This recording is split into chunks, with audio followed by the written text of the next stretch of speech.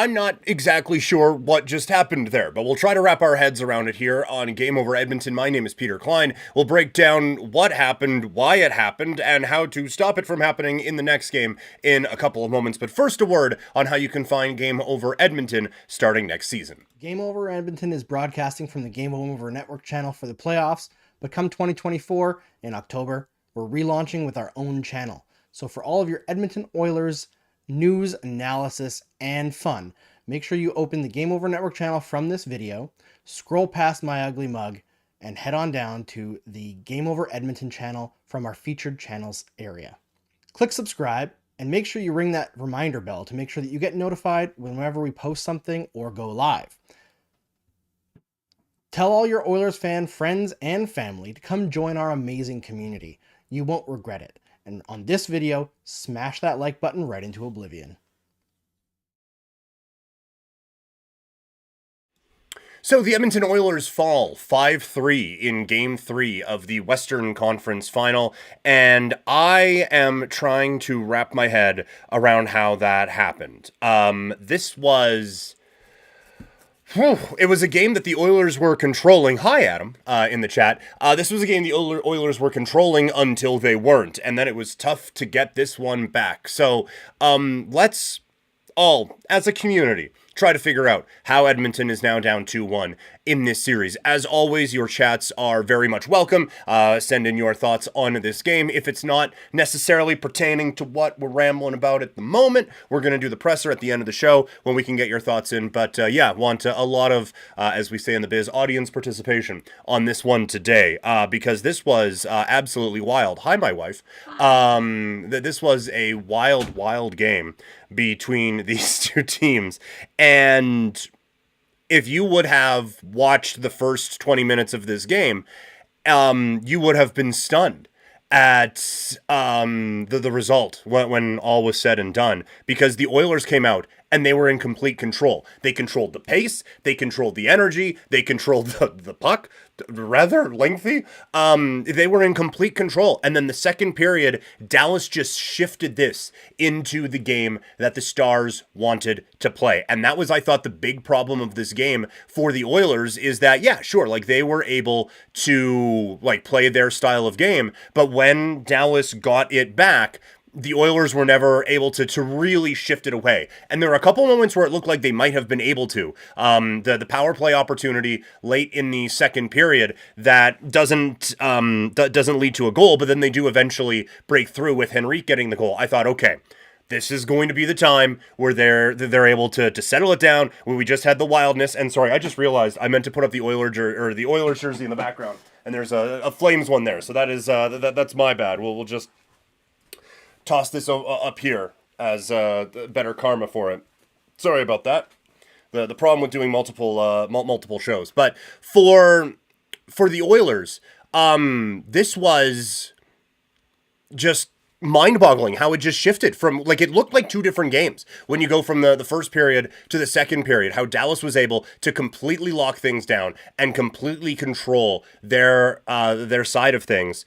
They just completely outplayed Edmonton. There's no other way around it. We can say, oh, well, they did this in the neutral zone. They did this here. The Dallas Stars out-hockeyed the Edmonton Oilers for the last 40 minutes of this game. And the Oilers had some glimpses, but Dallas was just better. And that is, I think, something that is a little concerning from an Edmonton standpoint here, is that this was just such a complete control by the Oilers, or by the Stars, that I don't even really know where to start. And we'll try to figure it out. But for two periods, it was Dallas controlling things. And I think the part that really started to turn it and where things really shifted was Edmonton's inability to get the puck out of the zone.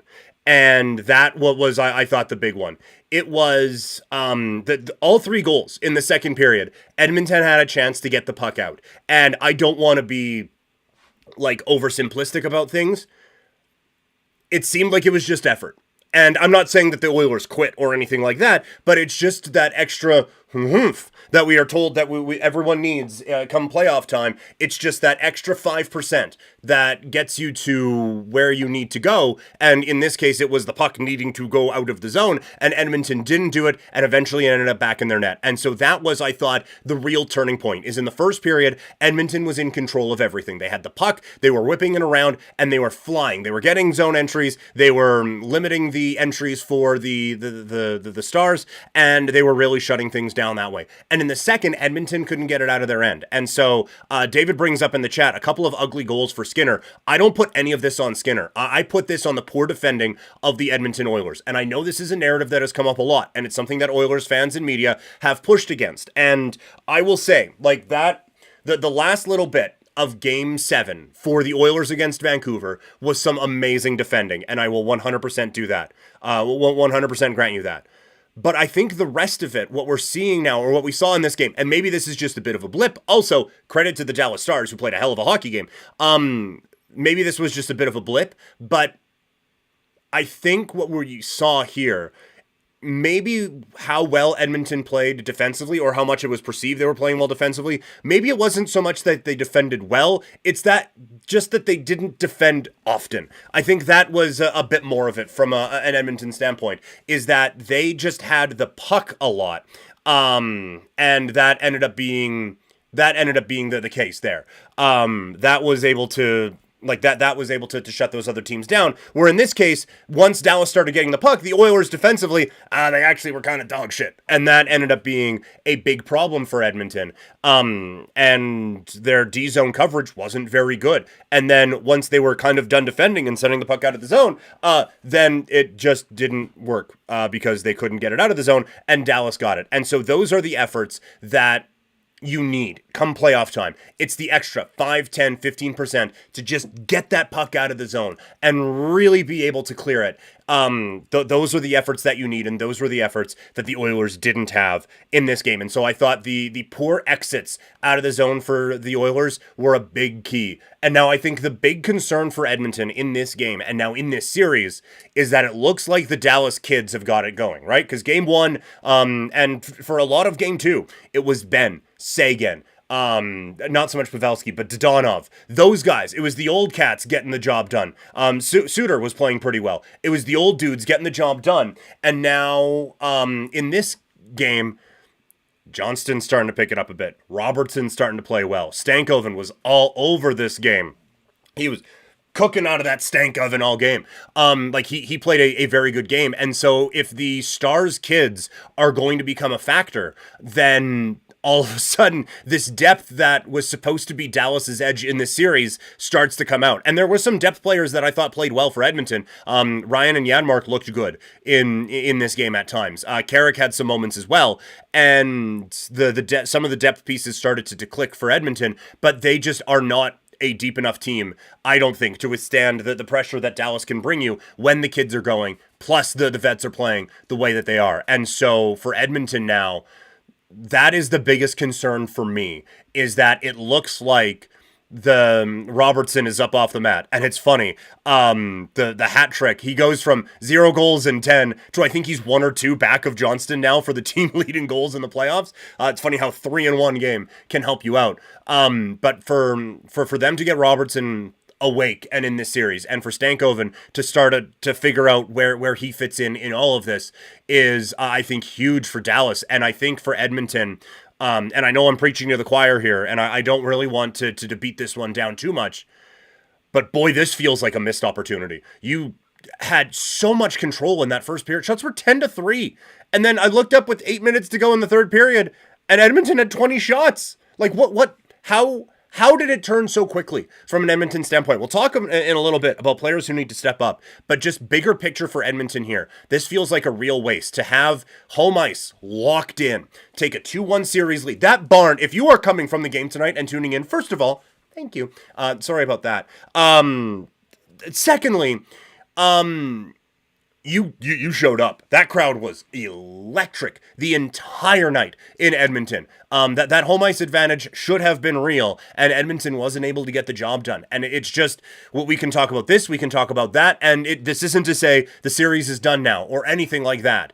But tonight wasn't good enough on a night where it felt like good enough could have got you there. But now the stars have awoken, and it feels like a bit more of an uphill task. So we'll talk in a little bit here, get a bit more, that was a bit bigger picture. We'll talk in a little bit about the macro of this game and who needs to be just a little bit better. I don't know if I said that right. I think it's micro. Either way, we'll talk about who needs to be better from an Edmonton standpoint in a couple of moments. But first, let's find out how you can check out our friends at Game Over Winnipeg later, not this year, but into the start of next season. Game Over Winnipeg is broadcasting from the Game Over Network channel for right now during the playoffs. However, in October, the network relaunches for real, and Game Over Winnipeg gets its own channel. So for all of your Winnipeg Jets content, fun, news, and analysis, head on over to the Game Over Winnipeg channel from the Game Over Network channel. Open it in a new tab right now, scroll past my ugly mug, all the way down, and click on the Winnipeg channel from our featured channel section. Click subscribe and make sure you hit that reminder bell so that you get notified whenever we post a video or go live. Tell all your Jets fan friends and family to come check out our awesome community. We promise they won't regret it. And make sure on this video you smash that like button right into oblivion. I don't know what you're talking about. That Oilers jersey was there the whole time. So coming off of this loss for the Oilers, by the way, a reminder, we are going to do, I shouldn't be this out of breath from running back and putting a jersey up. We're going to be doing the presser at the end of this. So if you have any thoughts, not necessarily pertaining to what I'm talking about here, by all means, fire them off anyway, and I'll go back into the chat. Already got a good one from Jordan in the chat, and it looks like Andrew and David are having quite the discussion right now as well. And Adam, who is a regular for, I don't know if it's necessarily a regular in Edmonton, but was a regular with me for Game Over Calgary. Shout out to him in the chat as well. So the Oilers fall, and we kind of looked bigger picture in the first segment, like, okay, this feels like a problem. Well, what was the problem? Couldn't get the puck out of your own defensive end. That's a problem. So now, it's not so much the what was the problem, it's the whom was the problem. I set all of that up, and we're going to talk about McDavid first, because he was not the problem.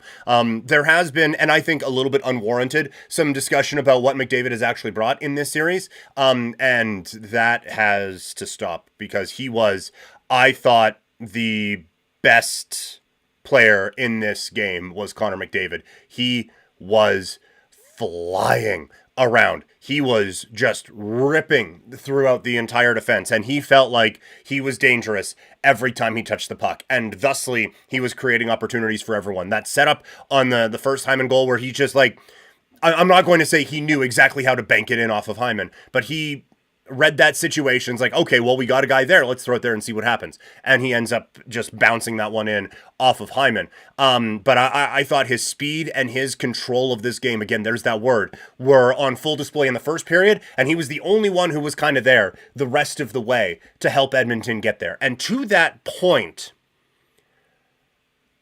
I want to start this by saying I understand he's a very good hockey player, and this team is not here without him and all of that. I'm going to need Leon Draisaitl to show up a little bit more in this. I didn't like Draisaitl's game at all. And I want to check something here, because one thing I noticed in the first, and I guess Draisaitl, like, his expected goals for percentage is at 47.3%, so it wasn't like he was a tire fire or anything like that. But one thing I noticed in the first couple of games was the matchup was him against Heiskanen, and they were talking in the broadcast about Heiskanen hasn't been scored against in like a month, and I was like, oh, I guess, but like you look at the underlying numbers, and they were beating Heiskanen's brains in when it came to basically any other type of a chance. I guess we don't have opposition yet. Just checking on Natural Stat Trick. No, they don't have opposition yet. I guess that'd be kind of a quick turnaround. It just shows how good they have been. Oh, no, we do have opposition. Okay. This is excellent podcasting right now, or excellent YouTubing. But for Draisaitl, he was going up against Miro Heiskanen pretty consistently in those first couple of games, and I was wondering how they would play that. With last change in this game, it seems insane to then target one of the best defensemen in the league, who I thought had a great game tonight.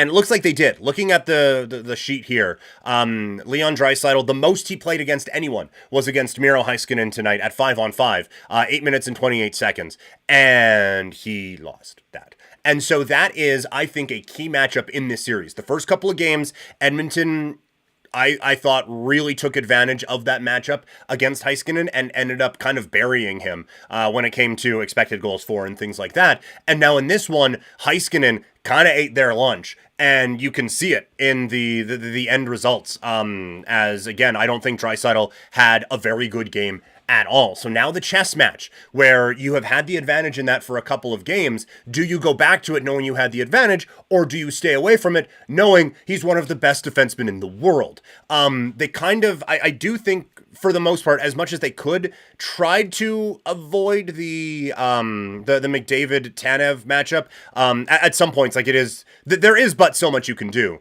And so I thought it seemed like they kind of avoided that again tonight.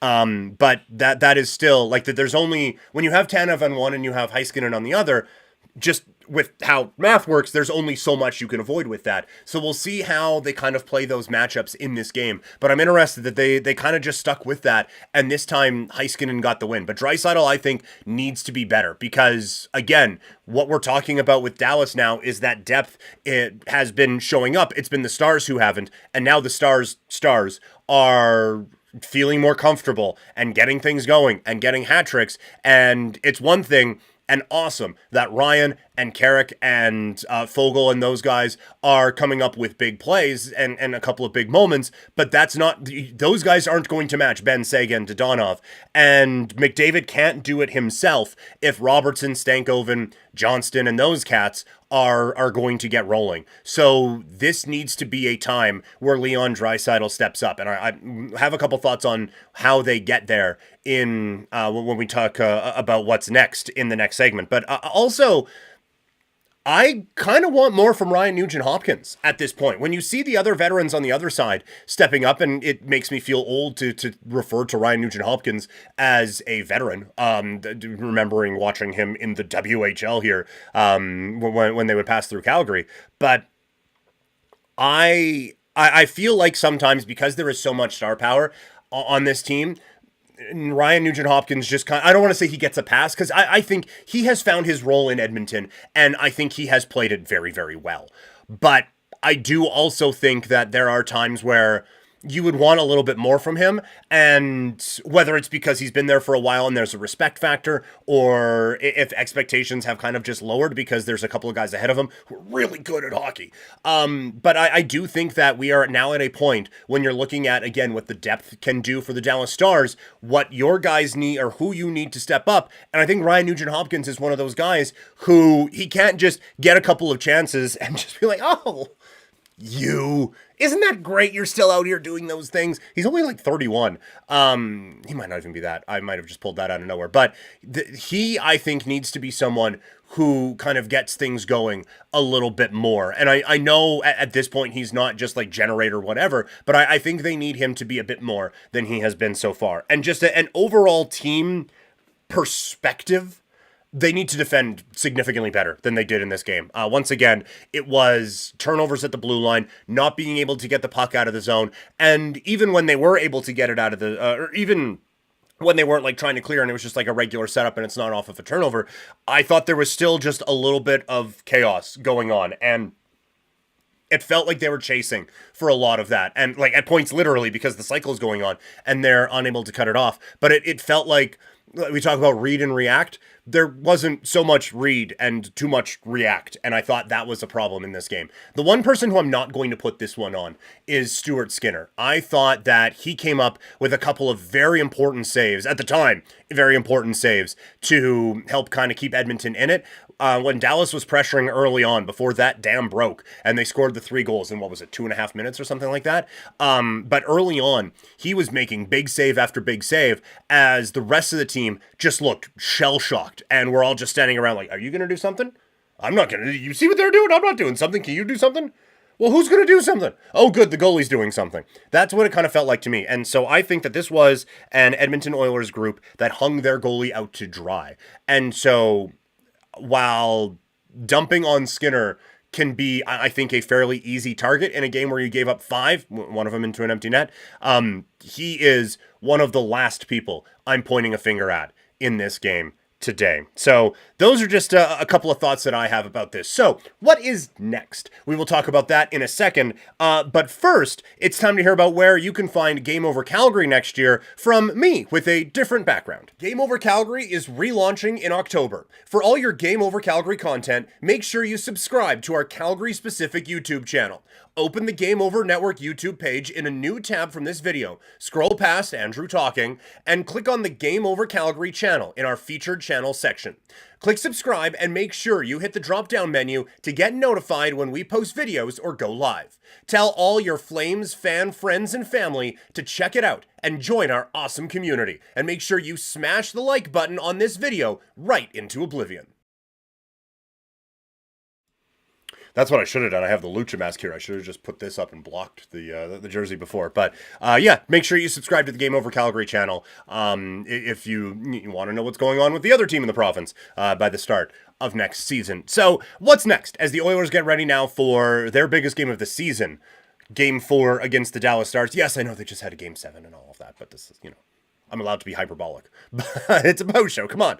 As they get ready for a gigantic game against the Dallas Stars in Game 4. One of the things that needs to change is they need to play better. And the whole full 60 minutes type of thing needs to show up. I want to hear what you guys have to think about what they need to do to be better. We'll get to those in the presser, so send in your thoughts on that right now. But looking ahead to Game 4, I wonder if Henrique gets a bit of a bigger role. And I think that is going to be something that gets lost in tonight is, like, he didn't have a spectacular game, but I thought for coming back from an injury and what they kind of needed him to do, I thought he did that all right. Now I think you've kind of got your sea legs under you a little bit. It's now time to progress that. And so I wonder if you move Henrique up, whether it be with Draisaitl, or I guess it would probably be with Draisaitl because McDavid's kind of clicking right now. But I wonder if you move him up and shift things a little bit and maybe help get Draisaitl going a little bit more, because that is something that is going to be really, really important. I know if you took a drink every time I said depth on this show, I'm sorry for your loss. But I know that depth is so key, but Draisaitl going is keyer. That they need to get that going. So I wonder if moving Henrique to that line helps that out a little bit more in this one. Unless they did that during the game and I just didn't notice it, because I didn't notice a ton of Draisaitl in this game. I guess I can check. Like they have websites that show that stuff. Yeah, Henrique was with Brown and Fogle for most of the night. And actually it doesn't... Oh, Henrique played with Draisaitl and Ryan for 32 seconds. So there, they tried it and it didn't work. So just move on.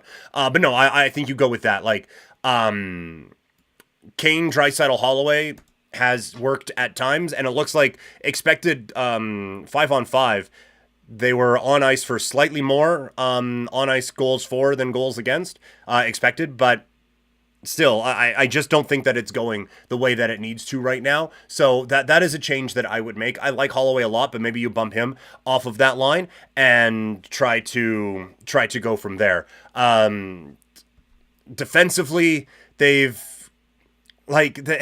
it's funny, anything they move with CC seems to just not go well. I can't imagine what the cause for that would be. But Kulak had a pretty good game, but CC didn't. And Adam's saying in the chat here, no more CC with Nurse. Yeah, that line, or that grouping, sorry, they played 854 together. On ice expected goals for was 0.1. On ice expected goals against was 0.69. So they just got curb stomped in this game. So yes, take that, the idea of that pairing and just fire it into the sun, because that can't happen in this anymore, especially now that Dallas is playing better. So I don't think there needs to be a grand change. I don't think you need to bring a different player in, although I feel like if they were going to sit CC, they would have done it by now. So in theory, yes, you should move him out of the lineup, but I don't know if they're going to do that at this point, right? So that's not necessarily one I'm going for, but I think strategically, just do what you did in the first period, because they had pace, they had energy, and they had control. And in the second period, they had none of that. And part of it again was their exits and Dallas's forecheck really causing some problems for them. So try to limit that, I suppose, and just kind of get that puck moving just a little bit quicker. Don't let that forecheck get set up. I wonder if, like, Skinner, I don't think he's a bad puck mover, necessarily. Maybe him coming out and trying to get that going a little bit. But now you're playing a dangerous game, getting in Dallas's hands, where if Dallas's forecheck is effective and Skinner is out and about, not in his net, then problems could be had. But I think that shutting down that forecheck for the Stars is going to be so very important, and being able to get that speed going for the Oilers really needs to get it going. But I think the key to success going into Game 4, obviously McDavid is awesome, but Draisaitl needs to be better. And as David says in the chat here, and we'll get to it again a bit more specifically, the whole team, like, this game was a failure across much of the Oilers roster, and that is a good summation by David in this one, because they just didn't play well enough in this back 40. And again, I can't stress enough how devastating this loss feels from an Oiler standpoint. And I know I'm not the regular Oiler guy, and I know a lot of you are regular Oiler folks, and so for the Calgary guy to come in and just kind of needle like, this one stings, doesn't it? It isn't the best feeling probably, but I think you're all in agreement. Like, this was a game that could have been had. Even in the third period, that was the one that bugged me the most from an Edmonton standpoint. And I don't know why it's taken me this long to get to this point, but here we are. You had, at the end of that second period, a power play that got you a ton of momentum and like 19 scoring opportunities, unofficially. And then you got some more pressure, and then Adam Henrique, who has been injured for forever, it feels like forever, it was only 4 games, but who has been injured for forever, comes back, maybe it was more than 4. Either way, I'm off target now. He comes in and scores. And okay, so yes, we have just got our ever-loving shit kicked out of us for 20 minutes, but we're tied. And we just have to win 20 minutes of a hockey game with our crowd going bananas behind us. And we come out with a win and a 2-1 series lead and what feels like a really big moment here. And we still don't have to go back and listen to Pantera and have a game there where we win. We can win every game on home ice and win this series. And they came out flat. And now Dallas flattened it as well, but they had one shot in the first 5 minutes. How you don't come out of that period like a rocket and absolutely lay the wood to Dallas coming out of that, I thought was a real missed opportunity and was incredibly frustrating. So 5-3 at some points feels incredibly generous to the Oilers, and at sometimes honestly doesn't feel like it does the Oilers justice, given how all over the place this game was. But this does feel like a real missed opportunity to lose this series or to lose this game and now fall behind in the series. And now you do have to win one more in Dallas, and you do have to get this thing back on track. And now it feels like they got that thing going that everyone was worried that they would have going in this series. So it just feels like a real missed opportunity for the Oilers. All right, last call to get your chats in for the presser. We will get to those in a second. But first, a word from Game Over Toronto to see how you can check out post-game coverage of the Leafs and all the misery that comes with that next season. Game Over Toronto is broadcasting from the Game Over Network channel for the playoffs, but in October, the network launches for real.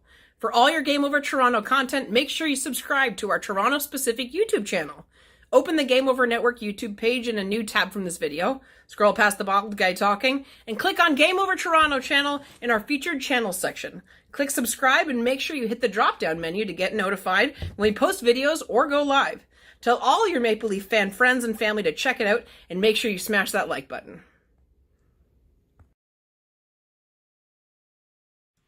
See, no one held set to rock with the Flames fan friends alliteration that I had to. All right, it is time now for your chats. Send them in the chat now, and I will get to as many as I can. Andrew, in my hometown, there was a family with that last name, and it was pronounced Beauchesne, so I hope I'm getting that right. Andrew Beauchesne saying, so embarrassing, shut down in the second period. That was the real thing, was that you had such a good first period, and then it was just like, boom, done. Brand new game, completely shut down. That they weren't able to get anything going in that second period. It has to be very frustrating, for sure. Jordan messaging in, bruh. Are you an Oilers fan, IRL, which I'm led to believe is in real life? I am not, no. I am the regular Game Over Calgary host, but, it's the playoffs, and we didn't know we were doing these, so the schedules are a little all over the place for people, so I'm hopping in. As far as the Oilers jersey is concerned, as a child, or someone who grew up in the 2000s, my formative hockey years, I loved the alternate jersey era that we have. So I have one of those bad boys. I still need to get an Islanders fish sticks guy, and I still need to get a Rangers Statue of Liberty head. But yes, I love the wacky, weird alternate jerseys that teams brought out, and I think they should even like the orange oil drop jersey is fine, but just go back to the classics, right? Like, who doesn't want to be reminded of Mike Comrie and Anson Carter as Oilers when watching these games, right? So I think that they need to get out there and use those. David stating, this game was a failure across much of the Oilers roster. I didn't make it to start this thing, and I don't want to screw around with it now, but the money puck, that chart that they do, which is so helpful, by the way, the expected goals percentage one, and it's just like the line down the middle and the two teams on either side, basically, like 70% of the active Oilers roster are just in a clump, and that clump is in the 25 to 40 range. Not where you want to be clumping. That's where you want, like, your fourth line guy who's only out there to punch people. That's where he is supposed to live. Not Ryan, Holloway, Kane, Ceci, Echo, McDavid, Brown, Henrique, Nurse, Desharnais, Nugent Hopkins. You don't want those cats hanging out there. You want Carrick and Janmark hanging out, and they're in the 70 to 75% range. So yeah, this was a complete team effort in suckage this evening for the Oilers, save for McDavid and a couple of other guys. Apparently Kulak played a really good game, and then a couple other guys too. But yes, the whole team needed to be significantly better in this one. Adam saying no more Nurse and CC together, please. Like, yeah, no, that is just an abomination of a defensive grouping, and the fact that they have rolled with it for this long is stunning to me, actually. They played 8 minutes and 54 seconds of 5-on-5 together in this game, and yeah, they got kicked in. Now, to be fair, Nurse and Desharnais, kind of worse, almost worse. Expected goals for was 0.032, and expected goals against was 0.4, so not great. Nurse and Bouchard for 31 seconds.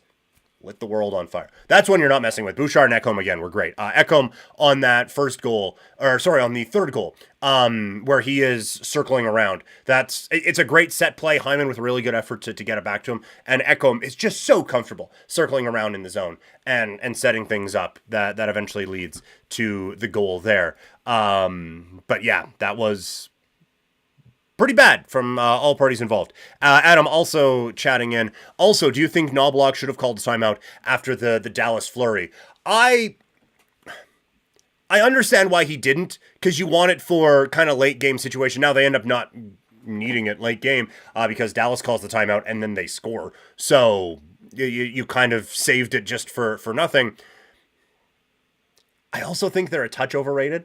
I know, like, oh man, this timeout call by him against Vancouver was great. And it was in that spot for sure. I think using it in the second period when you have so much runway left to be able to get that game back on track, I don't think you needed to do that necessarily. If they did, I wouldn't have thrown my remote through the TV or anything like that. But I don't know if that would have necessarily made that much of a difference. When you see how they came out for that third period with just nothing going on, I don't know if a coach speak or just a brief stop in momentum was going to do it, because they had 15 minutes, 18? I think it's 18. They had a bunch of time to stop momentum and didn't. So, yeah. This was just, like, I don't know how much more Knobloch could have done. This is on the players out there. It's not Knobloch's fault that Draisaitl is on the negative side of expected goals for tonight, right? Like, it's not, I mean, it's kind of his fault that CC and Nurse are, because he's putting him out there all the time. But this one falls down to the players. And then, Adam, one last one. Not hard to believe the Oilers would have won the OT if it had gotten there. If they'd have tied it at 4, they were going to win this game.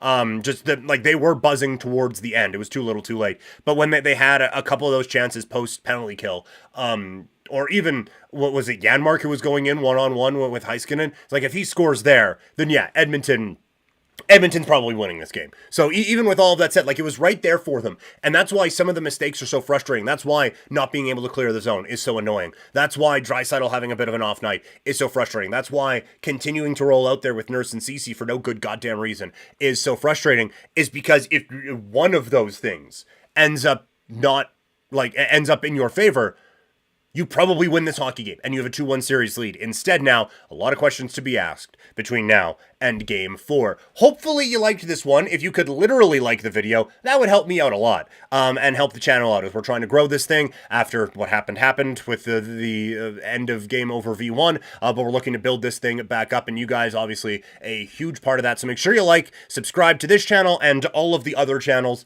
I will understand if it's only the Edmonton one, but yes, please subscribe to as much of us as you can, and we'll be back here for Game 4. Hopefully you liked me, because you stuck with me for at least one more game this series as I'm back for Game 4. So, follow me on social media. I am at Primetime Klein. Subscribe to our channel here, and I will talk to all of you after, hopefully, a more successful venture for the Oilers in Game 4. Have a great night, everybody.